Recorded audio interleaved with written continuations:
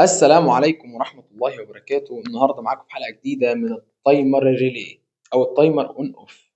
التايمر اللي بيتظبط له تايم للأون وتايم للأوف. التايمر ده بيشتغل في وظائف كتيرة جدا زي العجانة والفلاشر وغيره وغيره وغيره وغيره، والتبديل بين مضختين وأكتر وأكتر.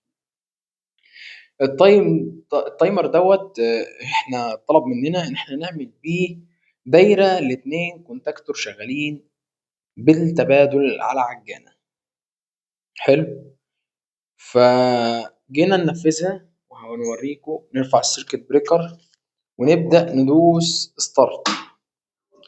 خد معايا تايم 11 ملي سكند اون و11 ملي سكند اوف على التايمرين كونتاكتورين دول اهو بالتبادل.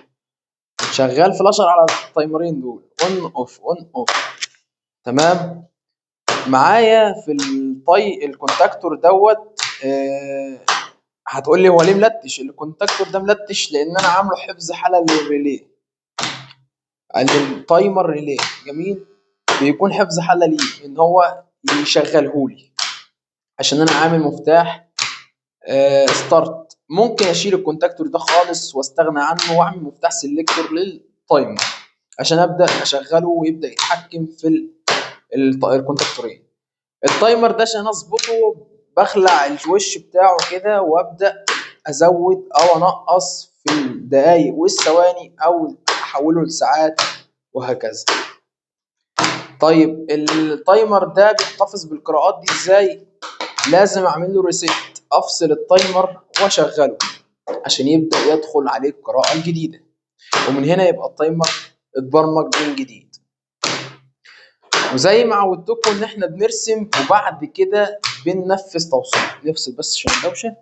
تمام. لو جينا بصينا هنا الرسمه بتاعتنا، مفتاح الستوب دخلت الكهرباء من على مفتاح الستوب، طلعت من مفتاح الستوب على مفتاح الستارت. من مفتاح الستارت اخدت سلك رايح لللاتش بتاع الكونتاكتور اللي هو في نفس الوقت بيشتغل معاه التايمر. يبقى انا دوست ستارت، الموتور الكونتاكتور اشتغل معاه في نفس اللحظه. التايمر مع 10 ثواني هيشغل الكونتاكتور الاول، في عكس ال 10 ثواني التانيين هيشغل الكونتاكتور الثاني ويفصل الاول، وهكذا بالتبادل بين الكونتاكتورين. حلو. اخدنا نقطه 8 كومن من التايمر مع 5 نورمالي كلوز ومع 6 نورمالي اوبن، طلعناهم للكونتاكتورين التانيين اللي هو 1 و2. خلينا نشوف دوت برضو بيمشي ازاي اهو. هنيجي نشغل السيركت بريكر. تمام. ونرجع ندوس ستارت. هنلاقي الكونتاكتور اللي هو دوت اشتغل مع دوست الستارت، ومع ال10 ثواني الكونتاكتور ده بيشتغل، مع ال10 ثواني التانيين ده بيفصل والتاني بيشتغل، وهكذا بالتبادل بين الاثنين. ويبقى انا كده حققت الشرط المطلوب في التاسكايه المطلوبه. اتمنى اكون فدتكم واستفدتوا. لو حد عنده اي فكره محتاج ينفذها عملي ما ينساش يبعتها لي، ومنها نستفيد ونفيد بعضنا. تمام. وتفتكروا التايمر ده ممكن نعمل بيه دوائر ايه تانية؟ اكتب لي في كومنت اجابتك وهرد عليك. لو شايف الشرح بسيط ومفيد ما تنساش تدعمني بلايك ومتابعة علشان يوصلك كل جديد.